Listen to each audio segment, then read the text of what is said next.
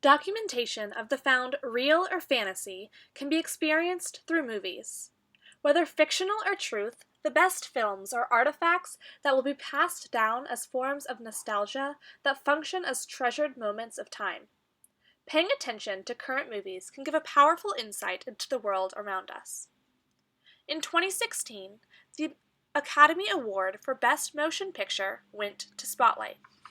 A nuanced and detailed portrait of the Boston Globe investigative journalist efforts to uncover the extent of child sexual abuse in the Boston Diocese of the Roman Catholic Church. Their work revealed widespread dysfunction in our early 21st century world. The scandal grew so large because people had chosen not to see what was happening in their communities, and the victims had felt that they could not say anything about what was happening to them. Each previously reported incident did not elicit a big response, allowing the number of victims to build over time, to the point where people were shocked and horrified at the scale of the problem, and there was no widespread outrage as the problem built. Victims stay silent for fear or shame. Individual acts of violence do not horrify our society, but by choosing not to see, our attitudes about men and violence can have devastating consequences, not just for individuals, but for communities and institutions as well. Let's start by talking about the victims.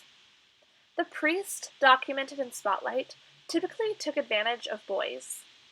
The victims in the film had rarely, if ever, spoken about the abuse because of their overwhelming sense of shame, which had both religious and homophobic elements.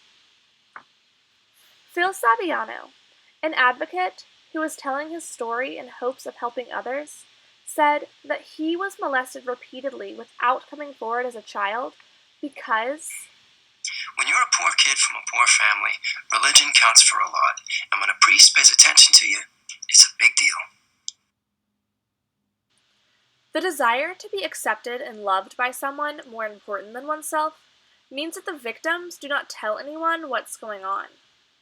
A child getting attention from a very important and powerful figure in their life, such as a priest, will struggle to say no and not want to tell others what's going on behind the scenes because then that attention will go away. Also, boys are less likely to admit to being molested by male priests because of the extremely high levels of homophobia that are often endemic in boys' and men's lives. Our patriarchal society puts a fear of being perceived as homosexual in every boy's head. Sometimes this fear is so strong, boys and men will risk their emotional lives in order to hide parts of themselves that may seem homosexual. Some men are able to implement physical and emotional violence on people that look up to them and other males because social forces keep victims from speaking up. The victim does not want to be seen as a victim. When a scandal does unfold, however, our society does not immediately convict the abuser. Instead, it finds excuses and ways to make the problem disappear. The priests exert power over children in their parish by taking advantage of them, and the archdiocese and legal system uses its power to cover up individual acts. This is the society part of the problem. Single acts of violence are seen as unremarkable and are not treated as a real problem. This is why the cover-up in the Roman Catholic Church worked so well for so long. When men inflict emotional and physical violence on others, the violence is deemed natural by the psychology of patriarchy, which insists that there is a biological connection between having a penis and the will to do violence. This basically is making the claim that men are not responsible for their actions and can do whatever they need to get their aggression out.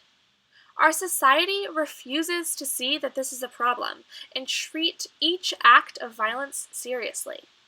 We ignore both the root and the result of the problem.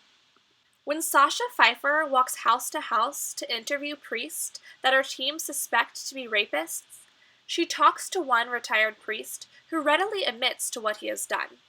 He wants to make it clear that I never got any pleasure from it. And he does not believe that he was raping these children.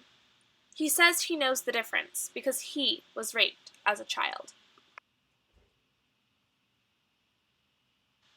This particular priest was abused as a child and was not given any true help or emotional support for the traumatic event that he went through. And then he perpetuates the cycle of violence.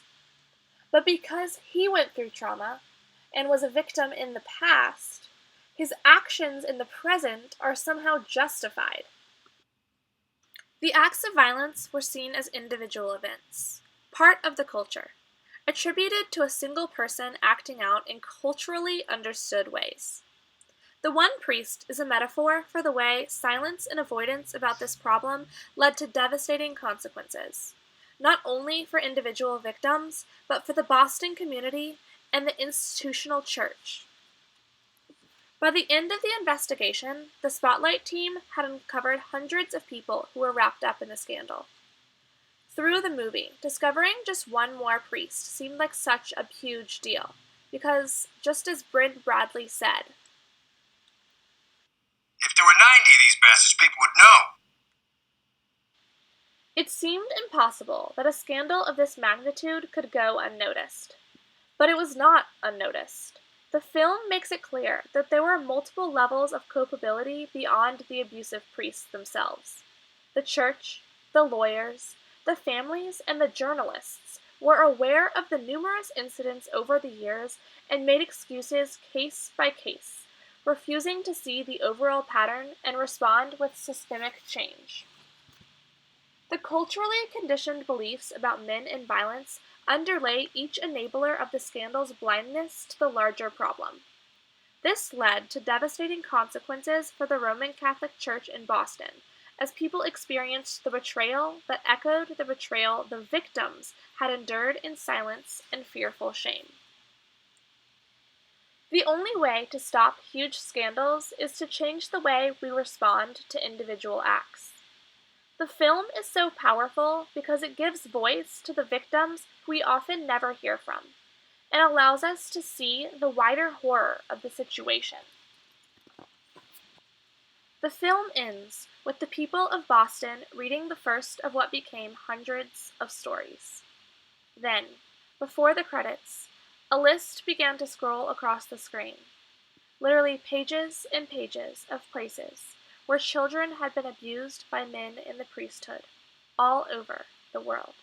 Silence filled the theaters because no one had imagined the price of silence.